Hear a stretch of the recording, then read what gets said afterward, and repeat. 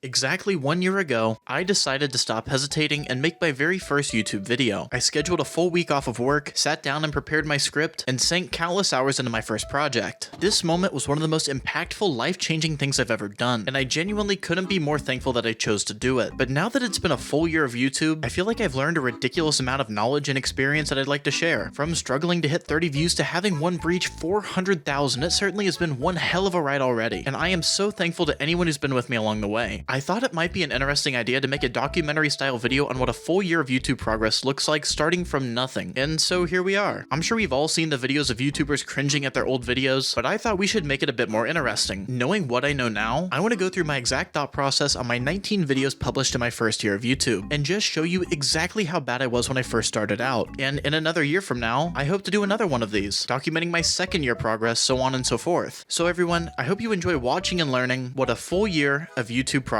looks like.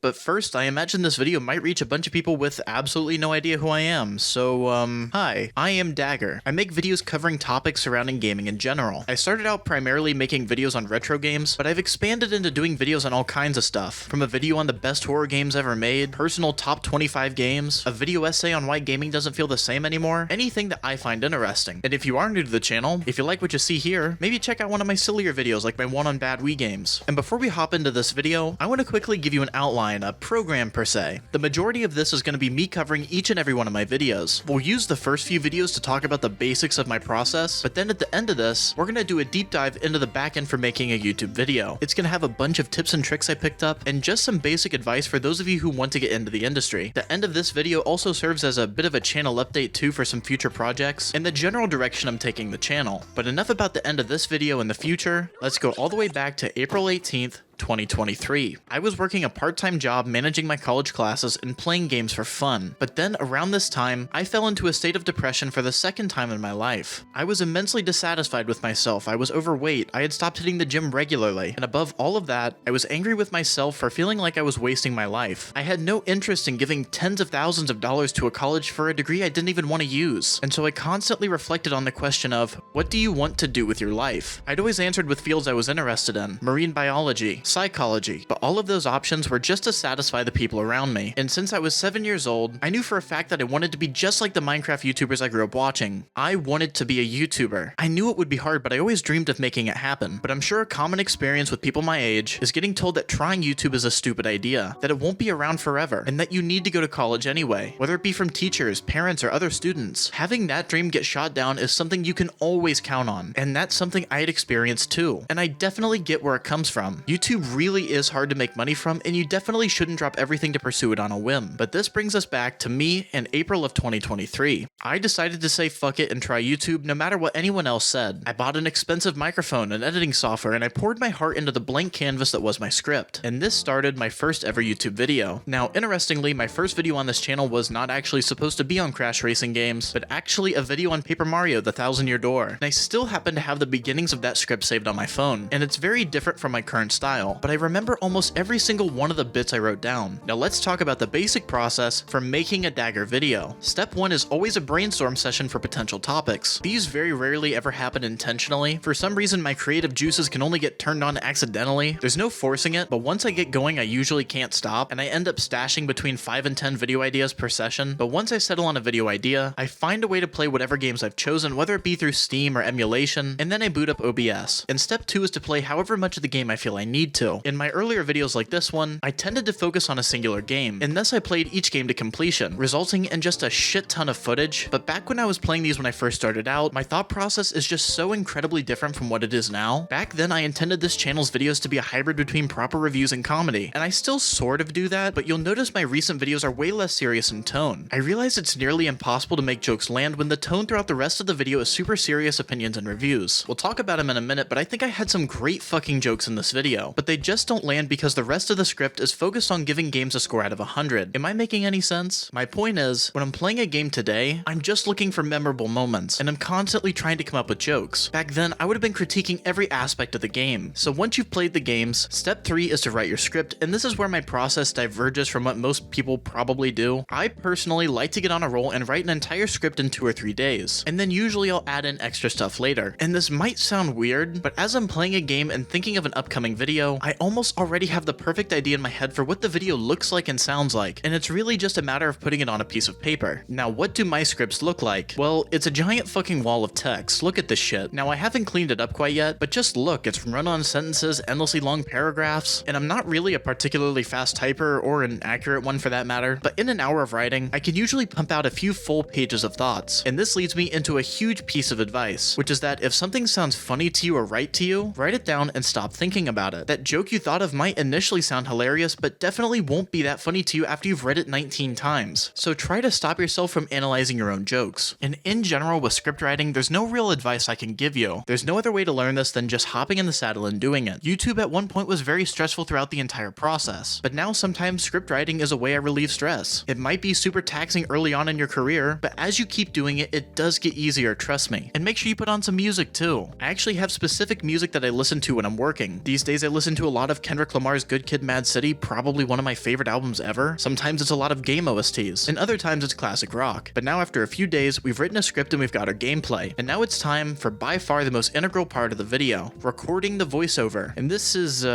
pretty fucking bad, so get ready. Crash Team Racing released in 1999 and was the final game that Naughty Dog made using the Crash Bandicoot license.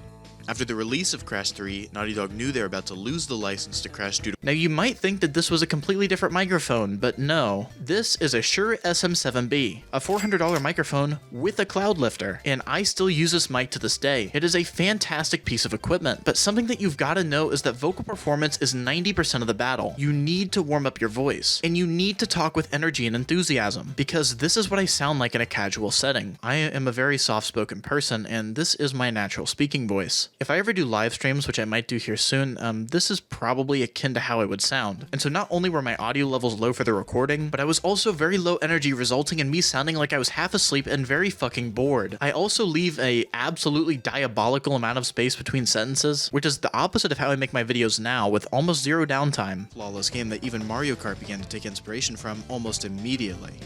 However, today and as far as the voiceover goes, one of the biggest pieces of advice I can give you is to keep a warm liquid on you. I know not everyone likes tea or coffee or anything like that, but drinking cold fluids actually closes your throat up and can result in you hurting your throat a lot more. And if you're interested in it, I advise getting some loose leaf oolong tea and brewing that shit up. It'll keep your throat nice and open, give you a caffeine hit, and it's basically the only reason I make it through my recording sessions. But anyway, this video was actually a format that I still use to this day, basically where I just go through a list of games. And oh, I realize I haven't even said the name of this video yet. Clocking in a runtime of 28 minutes and 54 seconds, we have the rise and fall of Crash racing games, where I went through each and every game in the Crash Bandicoot racing franchise and talked about how I felt about each game, giving a personal score. But this brings us into phase 4 of the video making process, editing. And this is where I can't believe I was ever this bad. This is almost completely necessary for 90% of the platinum relics in this game, and the reason for getting them, of course, is to achieve full game completion and earn a rematch with the final boss for a secret cutscene. I'm not gonna This here is a critical mistake. I leave about a full second of silence between voiceover, and more importantly, I do nothing to reduce how awkward it is, and it's overall just sloppy. But let's talk about editing in general. 1 year ago, I knew literally fuck all about editing. I didn't even know how to import my clips into the software, so what I chose to do was pick up the editing software that was the absolute easiest to learn, and thus I was recommended Vegas. Vegas offers a very easy experience to those who have never edited, especially compared to Premiere. Now, I've tried Premiere many times. In fact, it's what my film class taught me to use, but I just can't stand it. I genuinely prefer Vegas. And here's the really tricky thing to editing. It looks so much harder than it actually is. This is what a relatively done timeline of mine looks like, and I'm sure this automatically gave some people horrible anxiety, but when you just zoom in on the timeline, everything is much clearer. These are just bits and pieces of footage fit on a timeline. Here's the voiceover, some music, some sound effects, and to make it even easier to understand, I rendered all the visuals into one track, and all the audio into one track, and all of a sudden, this is very simple. But obviously, an editing timeline doesn't at all start here. So where does it start? So I realized earlier I forgot to mention that I record my voiceover straight into the editing software, and then basically you're left with one giant recording. But I was a fucking moron when I started out. For some reason, I manually started and stopped a recording for each and every line, which is a fine idea, but you're just adding unnecessary pressure to nail each line, whereas now I just hit record and then read the entire script. Sometimes a line takes me just a single take, and sometimes it's 15 to 20 tries. From here though, is my least favorite part of my entire YouTube YouTube process, listening to the recording and picking the best take. Something that everyone has to deal with in this field is learning how to hear your own voice, which sounds easy, but this is a huge mental hurdle. There were days that I procrastinated 8 or 9 hours of editing away just because I didn't want to sit there and cringe at my own voice. And yes, it does suck. It's extremely grating, but it does go away after some time. But in this first video, I think it must have really gotten under my skin because I can't see any reality where I watched this back and thought it was good. But it's also worth mentioning that I was just less comfortable with editing in general, so maybe I was just scared about messing something up. But let's talk about what I definitely did right in this first video. While archaic by my current standards, you can definitely see little glimpses of exactly what I plan to become. And at this point already, I was making bits using green screens and timing. Let me show you 2 clips that show you what I mean. Where if you just press triangle on the language selection screen, a bunch of models just get super fucked up.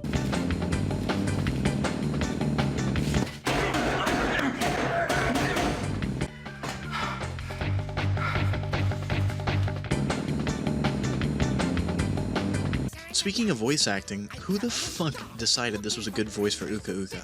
I'm over here stroking my dick. I got lotion on my dick right now.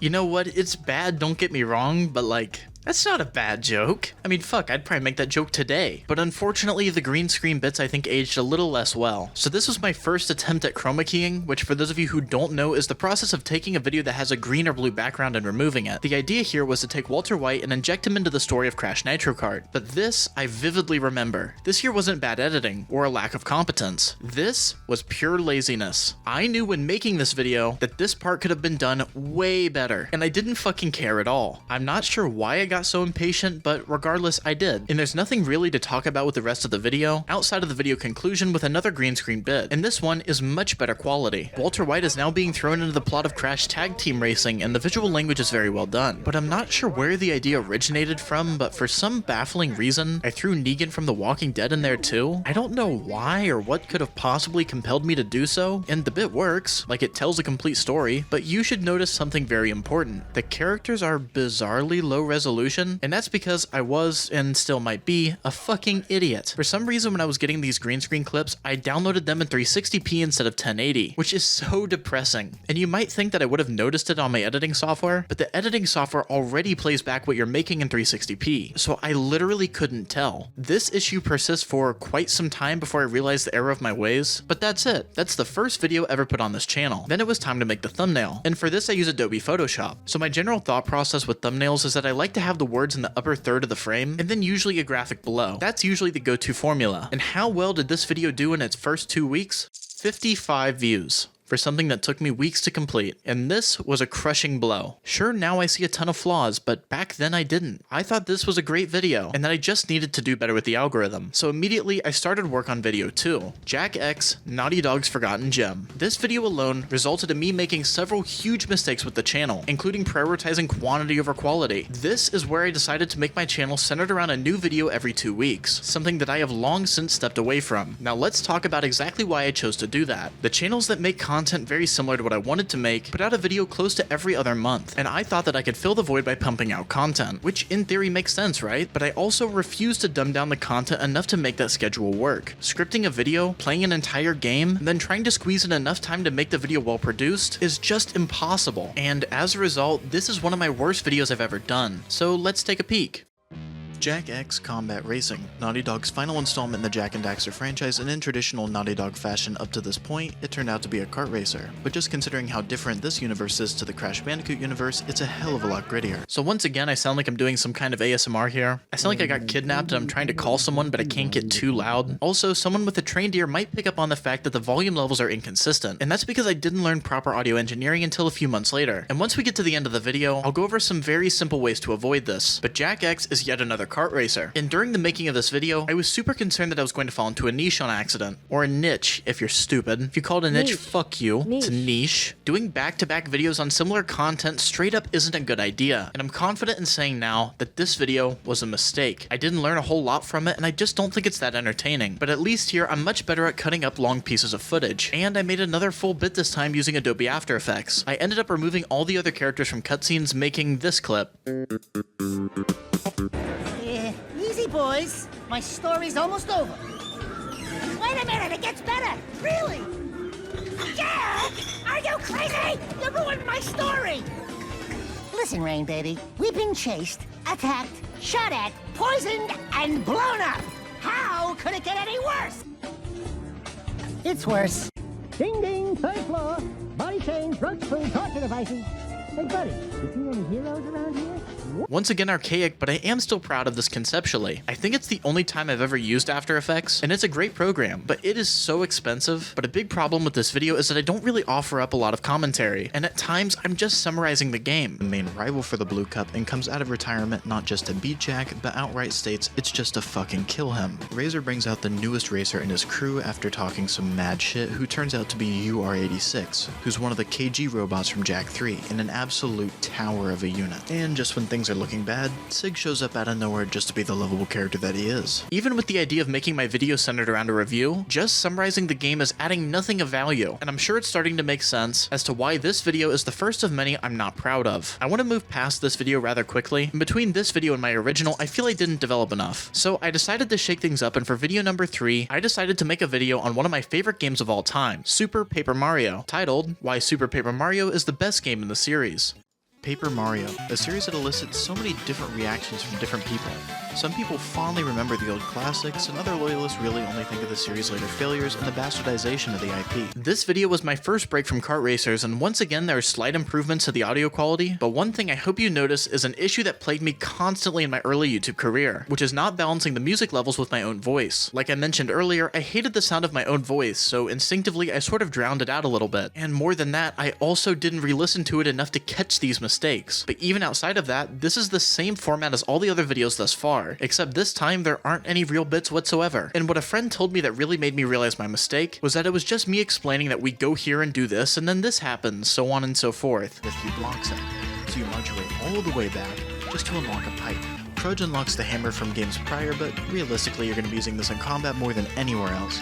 Speaking of combat, we run into O-Chunks once again, but I'm sorry to report he's probably easier now than he's ever been. I don't think you get how embarrassing it is to knowingly post all of my lowlights here, man. Part of the reason this hurts me so badly is because I fucking love all of these games to death, and knowing that I made such an awful video reviewing them is, just painful, and I'm only yapping about the story of this game in such detail because I find it to be incredible, but the way I framed it just sucks. You can barely hear me talking. The audio issues with gaps are still here, and I'm not being funny. The best way that I've learned to describe the first few videos on this channel is that they had ideas, but no real sense of identity. There isn't an overarching theme to the video, and at this point I really haven't found my niche. But thankfully in my 4th video, I start to find my footing a little bit better. Video 4 was titled LA Noire, Rockstar's Overrated Masterpiece, a video where I openly share my dislike for LA Noire, and just listen to this clip. LA Noire, one of the few Rockstar games we get to play not as the criminal this time, but as a member of the LAPD in a post-war era Los Angeles.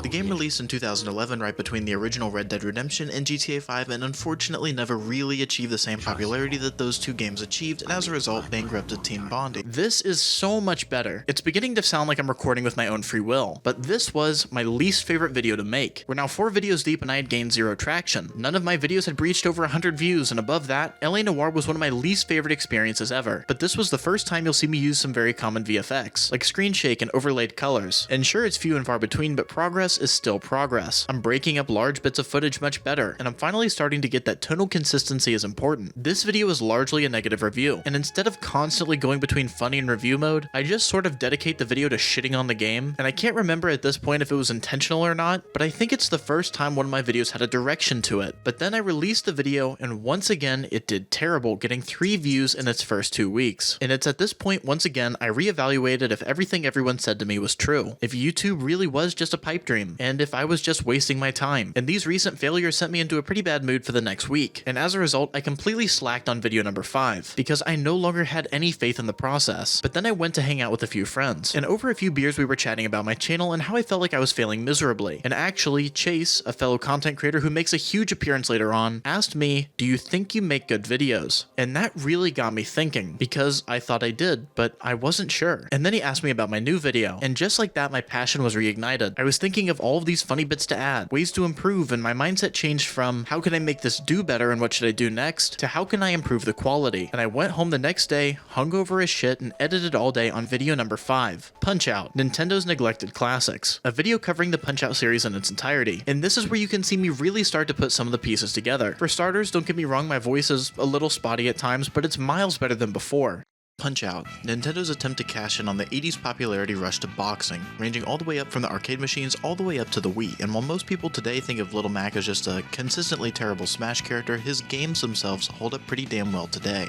I made a transition between the games that fits perfectly, and this is the first video where I think I figured out what it was I wanted to do. This is a series I'm very good at, and getting the footage for this was piss easy, and more importantly fun, giving me a ton of time to experiment, and I view this video as a stepping stone to things that I'd get into just a few videos later. Transitions make appearances later on in bigger videos, and making these are a ton of fun. This was me branching out into other kinds of bits, like where I challenged my friend to a speedrun competition but gave him a hacked copy of the game. But this video also actually had a huge impact on me as a person. These games reignited my interest in boxing, and so after this video came out I bought myself a pair of gloves and a bag, and I have been practicing every day since. But once again, in its first 11 days, it received 10 views total. And in a state of anger, once again, I made a huge decision. I was going to make one final video. I didn't care how long it took. I didn't care if I needed 2 weeks or 3 months. I was going to make one video I was completely and entirely satisfied with. And if I saw no growth, I was going to fully quit YouTube officially. And so I started production on a video titled The World of Awful Horror Games, where I found the worst horror games of all time and played through each and every one. And while I only did spend 2 weeks on that video, I hit a flow state and made the first video that I think is somewhat similar to what I do now. This video was the first time I strayed from reviewing games in favor of jokes, resulting in a much more entertaining experience. And that's not to say I didn't make some mistakes along the way, but there's so much to say positively for this video. We're going to be going through the worst horror games I've ever played in my entire life. Well, Dagger, wouldn't it make more sense to do this in October for Halloween? Yep, moving on. For starters, I still at this point hadn't cracked the code on my voiceover, but I think the script writing sort of made up for it. I have a very dry, monotone voice, and so I wrote in a ton of simple, blunt jokes. And on top of that, I was inspired to make yet another green screen clip.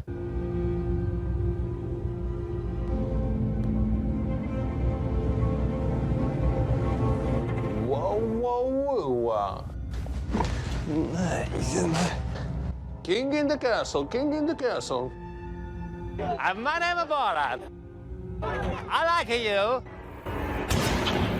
I am in a nest of Jews. They have cleverly shifted their shapes. One of them has taken the form of a little old woman. This is Orkin, the town rapist. Naughty, naughty. This is my mother. She oldest woman in the whole of Kusek. She is a 43. Welcome back in my town of Kusek. Although Kazakhstan a glorious country, it have a problem too. Economic, social, and...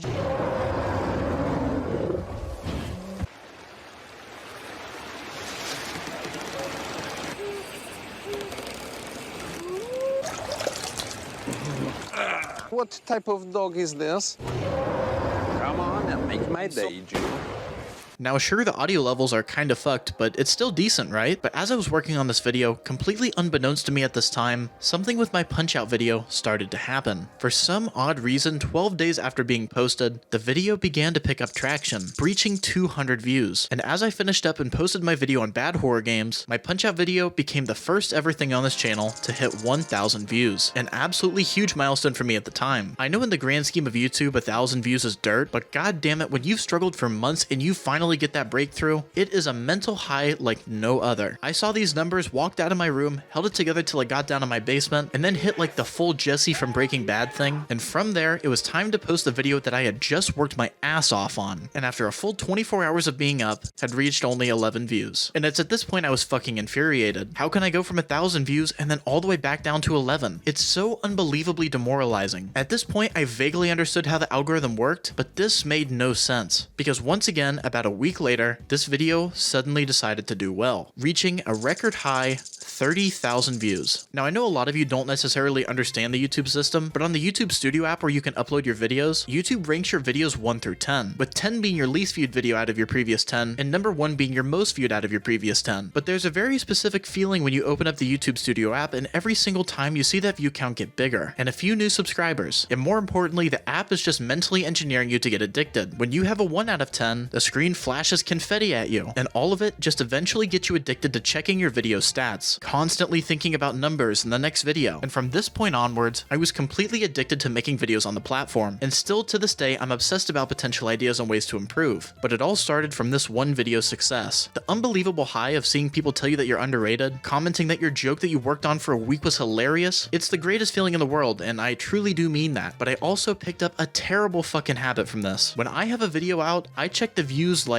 every 5 to 10 minutes, especially if it's doing well. Even if I wake up in the middle of the night to take a piss or something, I check the video. It's pretty bad, but with the growing amount of views, you start to become subject to a lot more criticism. And honestly, I'm very thankful to everyone who finally pointed out the audio issues in my videos. It was even so bad that I commented on the video, but coming off of that huge video, expectations for a new one were higher than ever. So I sat down and tried to come up with a few more video ideas, potentially making a new series, just something new. And one of those ideas that really stuck out to me was a series I started on this channel called Divisive Games, where I'd sit down and play some of the games that some people love and others hate. So I pulled the trigger on this idea and decided to make a full video on Super Mario Sunshine. Hello everyone, and welcome to a brand new series on this channel called Divisive Games, where I want to look at some of the games that you morons can't seem to agree on. I have a small fascination with games that have mediocre ratings, but not because of a collection of mediocre scores, but a set of near perfect scores and equally as many ratings around 5. And what a better game to start this off with than Super Mario Sunshine. Obviously, I'm not stupid enough to see that this game isn't considered amazing by everyone. I mean, a 92 is like a godlike score, but this is the least agreed upon game in the 3D Mario subgenre, with its worst score generally being an 8. So I guess it's more of a fight about if it's a perfect game or the worst 3D Mario game. So off rip, my vocal performance was once again kind of trash, but outside of that, the editing for this video is a massive level up. I think I overused the subtitle animation, but in general, it is a very well edited video. The footage doesn't stay on the same clip for too long. I animated the whole pedestal thing, but finally, this video concludes with the first time I ever used my go-to outro. For now, you all know the deal. Any support's amazing, but no one can force it, and I will see you all in the next one. It's just a massive jump in quality, especially when you consider that up to this point, we've only covered 3 months worth of videos. This was made 90 days after my first video. But while I was making leaps and bounds on my editing skill, my voiceover was straight up killing the quality of the video. And as a result, this video received only a 30th of the views from before, getting just above 1,000 views. Not bad from what I was used to, but this was a reality check. Seeing this video not live up to the 30,000 I just got, I fell into the trap that a bunch of YouTubers fall into, which is more or less blaming the forces that be. The YouTube algorithm is so unbelievably vague and intangible that it almost seems like this supernatural force, almost like a god. Like, you know how in mythology that you'd have the gods just randomly choose whether to fuck with humans or not? That's just kind of what the algorithm feels like, just an unpredictable judging force that can impact your career. And so naturally, I blame the algorithm for this video struggling, which technically is partially true. But retrospectively, it's because my poor audio quality was straight up killing the viewer retention. But in the moment, I started to plot on ideas that I thought would do well in the YouTube algorithm. And one of the best video ideas that I came up with was my next video titled Video Games Made by Musicians. I came up with the video idea by coming across 2 video games made by 50 Cent, which I can only describe as so incredibly bad that it's impossible to hate, kind of like The Room if you've ever seen that. But even with this video, I belligerently keep doing the same things I was doing before, and thus this video also flopped, reaching only 800 views. At this point, if I could go back in time, I would go back and tell myself that the issues aren't the editing, it's the voiceover and the delivery, because I didn't get that apparently. So I continued to try and improve my editing skills, and one of the things that I sort of attempted to do was to sort of accommodate for not showing my face. Now, I might as well address this now, but I'm not keen at all on doing a straight face reveal, but it is infinitely harder to make a brand and personality without having a face to associate with it. And recently I've tried to work around that a tiny bit, but having a shot of me reading the script just looking at the camera feels like it would be a bit too much. And why do I not want to ever do a face reveal? Well, when I get behind the keyboard to script or record or edit, I like it to be completely disconnected from me in real life. I don't want to ever have to deal with the paranoia about being recognized. I just want to keep my work life and personal life separated. But anyway, my earliest experiments to close the gap between me and others who do show their face was heavily inspired by people who make videos with an avatar in the corner. And so I took my previous avatar and photoshopped an environment around him, sort of like a representation of me. And it wasn't very effective, and retrospectively I guess a little cringe, but it was something that I tried and I really don't recommend. Overall, this video was a disappointment and a waste of an excellent video idea. I really wish I could redo this one with all of my current knowledge, but this led into a pretty hectic part of my life, and there was no way that I could make another 2-week deadline. So I made a channel update video in about 3 or 4 days, which actually went live on my birthday, and video-wise there's really nothing to talk about, but I'll summarize what I said in the update itself. From this point forward, I really haven't done a whole lot of videos focused on singular games, and that's because they just don't do nearly as well as the videos focused on a topic or a group of games. I also discussed dropping that series Divisive Games, and that was really it. But this marks the exact halfway point in terms of videos on this channel. It's been 17 weeks and I've uploaded 9 videos, so let's do a recap thus far. In about 4 months, we've gone from absolutely zero knowledge, editing skills, 0 subscribers, to now a decent amount of knowledge, a fair bit of editing skills, 900 subscribers, and 37,000 total views. For 4 months, it certainly isn't bad progress, but I definitely had a long ways to go. And at this point, I realized that I needed to evolve my videos, but I just couldn't figure out exactly what it was I was missing. So my solution was just to kind of throw shit at the wall and see what sticks. This leads to one of my biggest failures as a YouTuber, my Crash Twin Sanity video. A video with a ton of potential that I just straight up dropped the ball on. For starters, this was episode 2 of Divisive Games, and I wanted to try and implement that into the thumbnail, but holy fucking shit, this is the worst thumbnail I think I've ever made. It's so bad I'm just taking it off the screen. I don't know what I was thinking, and look, I know I sound like a broken record here, but my voiceover is just so dry. Amongst fans of the series, this is typically the most divisive games with about as many fans as haters, unlike a lot of the later entries, or earlier ones for that matter, I guess. But in my opinion, as an idea, Twin Sanity is probably the best game in the series and features the most innovation in nearly a decade's worth of games. And to be fair, I do think it's getting better with each video, but it's still just flat, emotionless, and just kind of boring. This video is basically the same as all of my other ones thus far, but like I said, I did try to branch out. See, I love Crash Twin Sanity speedrunning. To me, it's one of the most underappreciated speed games ever made. The first 5 minutes of the run are these back-to-back crazy glitches and sequence breaks, and then the final half of it is some of the most technical and tight platforming out of any speedrun game I know. So I decided that I would learn how to speedrun it. So what I did was I contacted the world record holder at the time, DioChomp, and I asked him to do a collab stream with me where he taught me how to run the game. And this stream was a total and complete failure, once again, because I suck. I mean, don't get me wrong, I got some funny moments out of it, and it is the one part of the video that I'm actually somewhat proud of. That's it.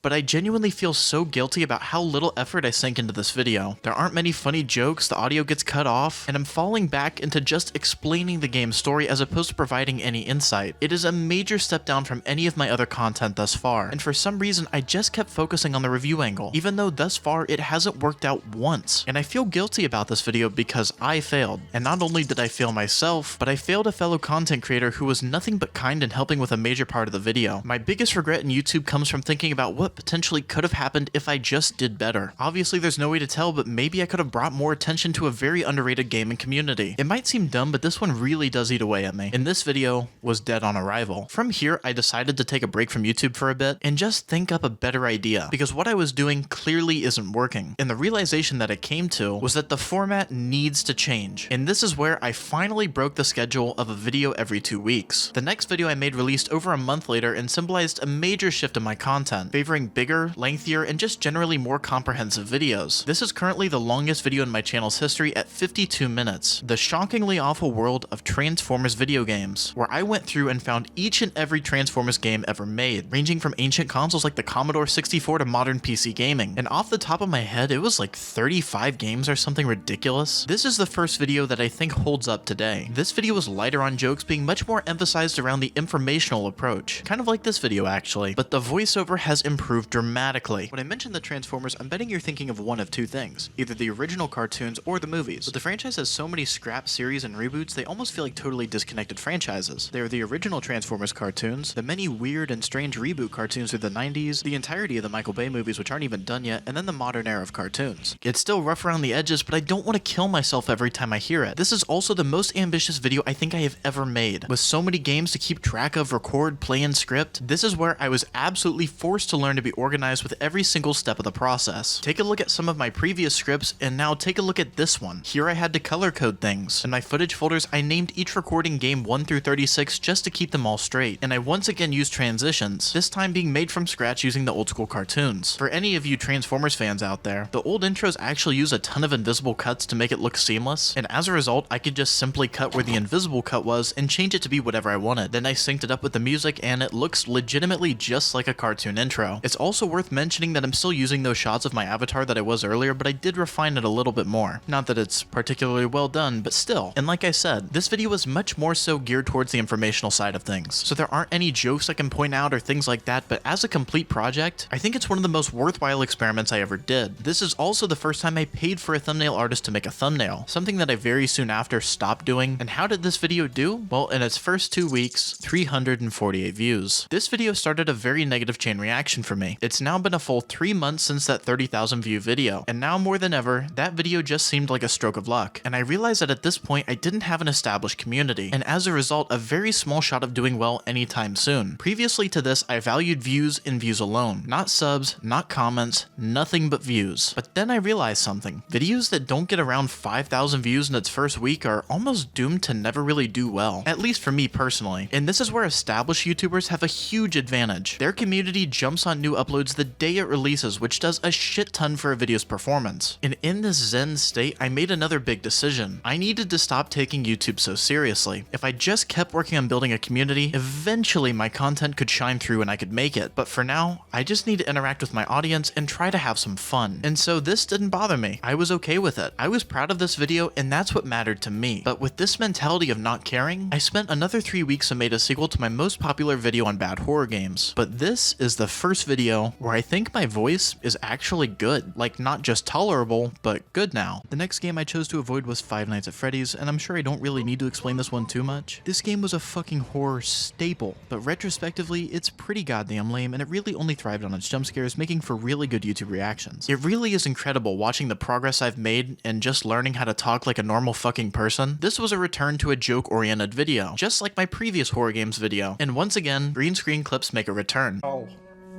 Wow. You will not believe the immediate ecstasy I felt. A sacred moment. Some say one of the most important moments in a man's life, when he finishes the last bite of the Travis Scott Quarter Pounder.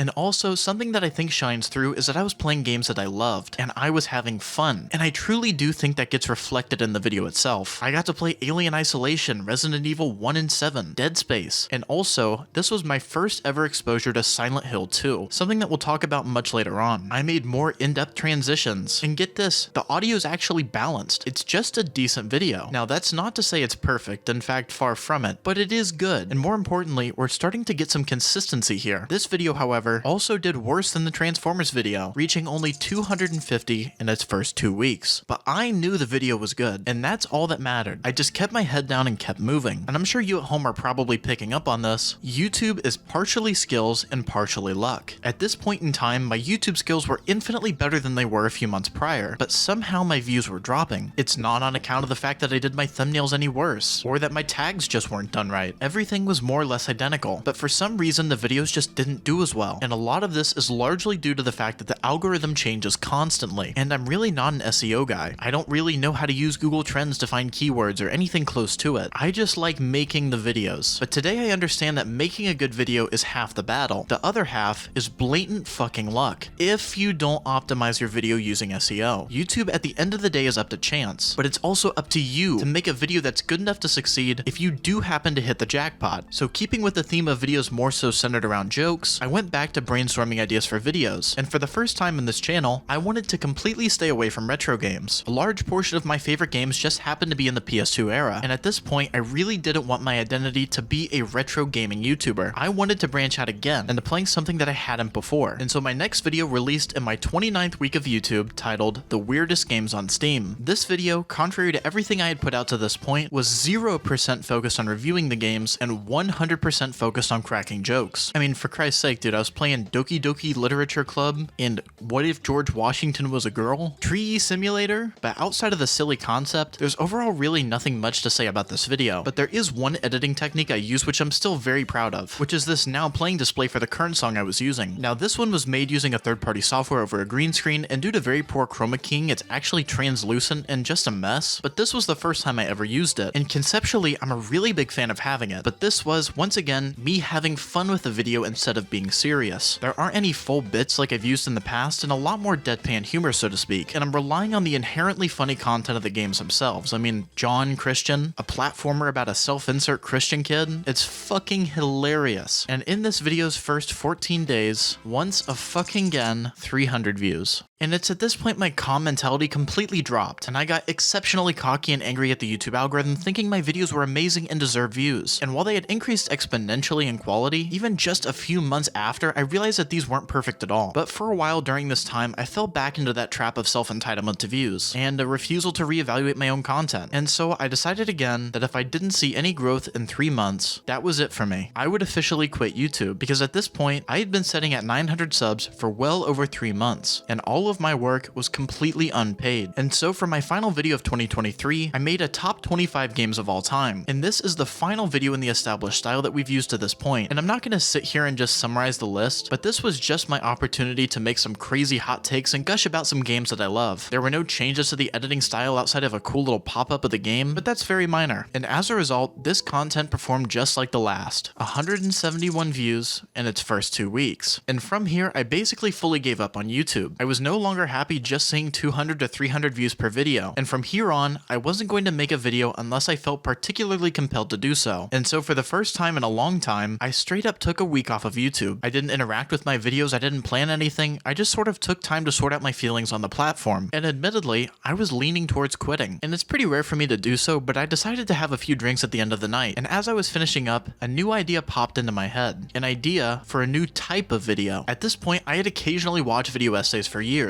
and I always knew I could probably do one myself. A lot of my skills translate to that style of content extremely well, but I never had anything I really wanted to cover enough to actually make one. That was until I wrote down in my video ideas section a topic that I'd been considering for a while. Why gaming doesn't feel the same anymore. This began the fastest video process I've ever had. My passion for this one particular video had never been higher, and so basically on a whim, I made an entire video essay. This video had jokes, the sickest fucking Tekken footage ever, guest appearances, graphics that I personally made. And since I made a top 25 video games list prior to this, I had a shit ton of variety and footage to pull from. And this was a topic I speculated a lot of people would be interested in. And so I tried to be as diligent as I could, finding sources, studies, interviewing my friends, even going as far to look through the godforsaken realm of Reddit. And so I put together a solid 4 reasons and evaluated them all honestly. In terms of subject matter, my conclusion I made in that video has actually shifted slightly. The comments and an evaluation of current games coming out have altered my opinion, which is an interesting conversation for another time. But more than anything else, I was trying to make a video that appealed to a larger group of people, and I speculated this was a topic people felt drawn to. And as a result, in its first 12 hours, it had reached 19 views.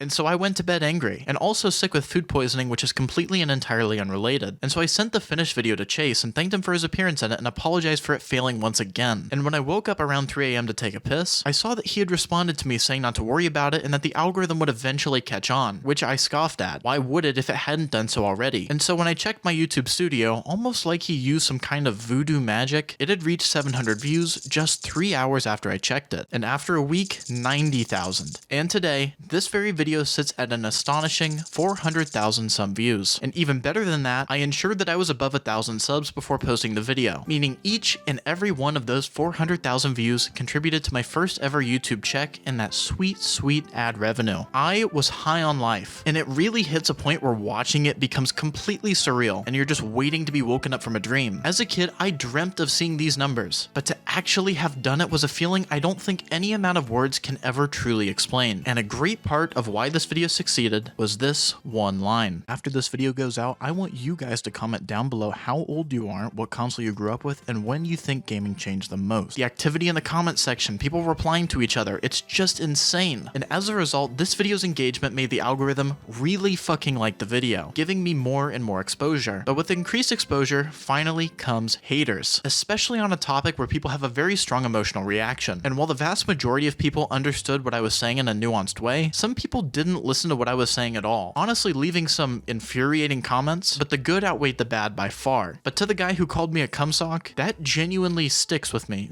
Maybe that's not the best word to associate with that. Maybe I just got lucky with the algorithm. I'd certainly like to think it was the result of my hard work, but maybe it was luck. But there's no denying that if I did get lucky, and if the algorithm did bless me, the video at least stands on its own. This video I am straight up still proud of. Even though I see some imperfections, to be making stuff like this only 9 months after starting YouTube is my greatest achievement in life up to this point. However, some issues do arise from getting a big video. Some issues I didn't even know existed. YouTube attempts to make it abundantly clear to you what type of video you should be posting. When you hit it big and develop an audience, if you make a type of content that doesn't appeal to that specific audience, YouTube in a way kind of slaps your wrist, as if to say, no, you're making this type of content now. And so as I prepared for my next video, the question was, am I going to do yet another video essay? Yes, it did extremely well, but is this what I want to do? And instead of choosing between video essays in the old format, I attempted to hybridize them. And so I made a video that's actually the only removed video on this channel. Is balance healthy for video games? It's a video talking about how I genuinely prefer games to have elements of chaos instead of competitive balancing. But now I was making a video that wasn't the format that did so well. And that combined with the more niche subject resulted in this video only receiving 100 views before being taken down. This was done partially out of shame and regret and also some frustration. Going from 400,000 to 100 is fucking insulting. But the mistake I made here was combining two formulas that don't mix well and also choosing a topic that's just not suited as a good follow-up. I do think it's an interesting discussion about how certain games are genuinely worse when taken seriously, but that lends itself more to like a podcast discussion rather than a video essay. And so I'm right back at square one. One step forward, two steps back. But not feeling defeated, I got back up and in another month released a video rectifying my mistakes with a video called The Art of Gatekeeping, a video dissecting the people who gatekeep hobbies. And in my head, this video was on a more serious topic. It was filled with more jokes, animated sequences, and a mix between some comedy and scientific data. I thought it turned out great, but the YouTube algorithm disagreed, with this currently standing at just shy of 500 views. And I'm sure some of you at home are probably curious. Doesn't it hurt a little bit to talk about such recent failures, especially coming off of such a big success? Yes it does. But I think this kind of information is extremely valuable to anyone who's trying to get into this. Even though I fail again and again, I still see results too for my hard work. So as embarrassing as it is in a way, I think it's really worthwhile to share. This brings us to the second last video in year one. I ranked every type of video game. I decided against making another video essay and chose to sort of augment my old style of videos using everything that I'd learned in those past few months. This resulted in me making a full tier list. I used some new animation techniques and there were a lot of little jokes peppered throughout. And thankfully, this video actually did much better than I anticipated, sitting at 1,300 views. A sizable improvement. But now to move on to the final video in my first year of YouTube. I was coming off of big failures and with the looming expectations of a 400,000 view video. And I'm thankful to say that this is by a country mile the best video I've ever worked on. In fact, it's so well made that I haven't finished it as I'm writing the script. Actually, between this sentence and the last, it's been 3 weeks and the video is now finished and I'm ready to talk about it. I played the worst Wii games ever made. You might notice with recent titles that start with I, and I don't know why it's been such a recent trend with YouTube, but titles immediately laying out what the person is doing have been increasingly popular. This video is a major return to form with the added knowledge, alongside the biggest experiment I've ever done. I am straight up in the video. Talking about such a recent video seems a little odd to me. This video has probably the most risky bits I've ever tried to pull off. I made a, well, let's not beat around the bush. I made a little device that I shouldn't have, which is just a prop, and I actually still have it. I was super nervous for this part of the video. I walked up to the guy in the plumbing aisle in Home Depot, and I said, look, this is an insane fucking thing to say to another human being, but I need a fake pipe bomb for a prop. What would I need to make that? And he just stared at me for probably a solid 10 seconds. Needless to say, I explained myself well enough. I bought a foot of wire for a fake wick, and a doorbell for the detonator, some red paint, and of course a 9-volt battery. Then I got some titanium drill bits, made some big ass holes, and then boom, this very good looking prop was born. Then here's me in the flesh. Not that this gives you any idea of how I look or anything, but I faked making a pipe bomb. And for those of you who are wondering, I'm actually just following a cookie recipe. I just use food colorant in some of the liquids. And to be fair, I botch it. It's not like anything here could ever be used for an explosive, but realistically, I could have just coated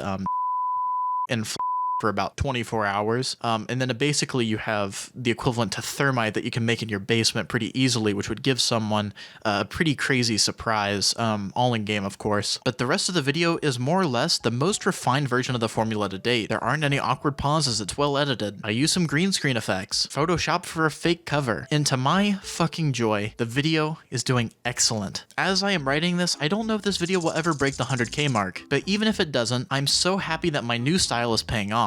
And more importantly, I really love that people like the funny boom boom device. I'm concerned that if I keep saying pipe bomb, something in the algorithm is gonna flag this video. And then at the end of the video, I got to go out to a shooting range and just light up the games. Now, I'm actually amazed that a bullet does such minimal damage to a game case. I mean, seriously, that could kill a human being, but a Wii disc case fucking tanked it. This video was written in about 2 days when I was super inspired, and I knew when I had finished the script that it was easily the greatest thing I had made up to this point. But that is all 19 videos videos made in my rookie year of YouTube. We started at the bottom of the barrel. No editing skills, no subscribers, or any form of identity. Made a few rough videos along the way. Found some major success early on, but then learned the hard way that a little bit of success doesn't guarantee you any in the future. From there, I improved my skills for another 5 months, but then in desperation, created a video in a completely different genre of content that reached nearly 500,000 views. From there, I struggled to follow up, making many lesser videos. Then finally, found my footing with yet another big video for my channel, with the best production to date. But all of this serves as an excellent segue into the next thing I want to tackle: how to make a video. I gave the basics earlier, but what about the more complicated stuff? Well, sit back and let me show you all of my methods. So the process always starts with an involuntary brainstorm session. Most all of these happen at night, or alternatively, which is probably the other 50% of the time, I just stumble across something that I find really funny and I just go down an insane rabbit hole. Like, ironically, as I was making this video, I stumbled across a Twitter post about a Nintendo DS game made to help people quit smoking cigarettes. That is a fucking incredible idea. And so I looked into it and then boom, the idea hit me. A video on the weirdest DS games ever made. And so I found a few articles and just sifted through them. I found a DS game made for wine enthusiasts. A game to teach you how to mirror facial expressions, touch dick, some crazy shit, man. And in the span of 20 minutes, I now have a plan for an upcoming video, and I had no clue this would happen. And most of the time, actually, I work about 2 video ideas in advance. For example, I already have footage gathered for the next video following this one, and if you can guess what I'm making a video on in the comments, I'll like the first one that gets it. But this video doesn't have a script yet, which I guess segues into an important piece of information. This isn't at all a linear process, but the game playing part is easily the most relaxed and enjoyable part of the experience. At least depending on what the video's on. During the making of bad Wii games, I had so much fucking fun laughing at the games, but during my time making the video on good horror games, I was just on edge with relentless anxiety for about 8 hours a day. Now, as a YouTuber, I fully recommend you guys to go down the route of emulation for gameplay footage. Sure, capture cards and authentic consoles are nice, but Steam ports and emulators look better, and you should try your best to get the highest quality footage possible. But as easy as the gameplay part is, it's very time consuming. As much as I wish I could get an entire playthrough of a game done in a day, I just don't have that in me. And so usually an entire week is dedicated to playing these games and writing the script. But as I've shown you guys, I make different kinds of scripts. I make funny, goofy game videos, and I also make more serious video essay style videos. This video being in that category. And typically my video essay style of videos do better, so why not just do those instead? Why don't I just drop the funny stuff since it does notably worse? The answer is because I'm not always in the same mood to write the same way. There are days where I feel very humorless and serious, and I really can't write funny jokes. So I work on multiple projects at the same time. In fact, I have a giant project that's been in the works in the background for 3 months, already planned for Halloween. The game Silent Hill 2 I played for one of my videos impacted me in such a surprising way that I decided to do a full series video, and I wanted to give each and every one of those games a proper video essay. And so I decided I would spend upwards of 10 months until the remake of 2 comes out, just crafting what will be close to a 2-hour video. All of it happening when I'm feeling just a little bit out of it, unable or unmotivated to work on the main project at any given point in time. In the future of this channel will have a ton of variety. I never want you to know exactly what kind of video is coming next. Maybe it's a funny video on stupid games. Maybe it's an in-depth video essay on a topic I feel very strongly about, if for no other reason than my own sanity. But when I am feeling motivated, I just sit down and write jokes and try to make things that people find funny. It's almost like I have a creative outlet for all of my moods. And all of this is to say, I recommend you do something similar. If you aren't feeling in the mood to be funny, forcing yourself to be funny can and will make you burned out. If you can identify when you're not in the mood to be funny and find a much better use for your time, you will feel so much better about YouTube. As far as the script writing goes though, there's nothing I can really give you to help out. You just need to find a way to hit your flow state. And if you don't plan to script your videos, then this won't be an issue at all for you. But for those of us who do, you just gotta find what puts you in the right mindset. What type of music helps you? Is the lighting important? Maybe it's best to write with natural light. It's all dependent on you. But the one place I can give a ton of very specific advice is editing. First off, the best thing you can do as an editor is learn the very basic shortcuts. Like for me, S splits a clip at the cursor, and the delete key saves me from having to right click it. Small things like this can help you get comfortable. Secondly, stay organized with your editing. Smart bins are your friends, and they can save you a shit ton of time when you're just searching for things. Third, there's a bunch of effects that I think are just necessities for editing. First off, if you struggle with the pan and crop feature to move things around, picture-in-picture completely gets rid of all of the trouble involved. It's an essential effect to learn. Then there's chroma key for removing colored backgrounds. Now there's a ton of complicated stuff to do it at a professional level, like removing the shine, but in general it's very simple. Then for the audio side of things, I recommend you get familiar with reverb, equalizing, and compression. Reverb is usually for jokes and it's pretty self-explanatory. Equalizing, or EQ for short, is the process of changing the volume of certain frequencies in an audio track. This is a way to change how your voice sounds, and it needs to be tailored to your individual voice and microphone. No no two setups require the same settings. It's all completely different, and for those who find it too daunting to learn, some people offer paid pro services to set up an EQ, which might be worth a look. Then there's compression, which helps with audio levels that jump all over the place. You can learn the softwares like I did eventually, but when I was struggling with this, a software that helped me a ton is a free program called the Levelator, which takes an audio track and makes everything the same volume. It's not perfect at the end of the day, but it is an excellent tool all things considered. All the advice I've given thus far is pretty general, but the problem is, editing is very specific, and everyone has their own unique style they develop. Pay attention to the videos of popular YouTubers you watch. Do they use zooms constantly, a ton of sound effects, subtitles? Are there a ton of hard cuts, or is there a continuous piece of footage? And once you find something you want to replicate, you look it up and you figure it out. That's legitimately how I learned to edit. I just thought of something, tried to figure it out, failed, and looked it up. There are plenty of resources on YouTube to properly learn editing, but most of this really is just trial and error. Editing usually takes me forever. Even though I'm decent at it these days, I'm not terribly quick. And for my videos, 1 minute of in-video time takes about 2 to 3 hours if it's just basic gameplay and visuals, but more complicated bits can take up to 4 to 6 hours per minute of footage. For example, editing the whole pipe bomb thing in my last video took me an entire day start to finish. But speaking of the more complicated bits, let's talk about that process, running cameras and a full film set. Well, thankfully, during the recording of my previous video, I completely forgot to turn off my GoPro. It's all very stressful, but it's important again to mentally have a good idea of what you want the video to look like, because when telling people what angle to grab, you can wing it a little bit, and you definitely don't need to make a proper shot list like a film class will teach you, but you need to remember that there are very rarely any do-overs.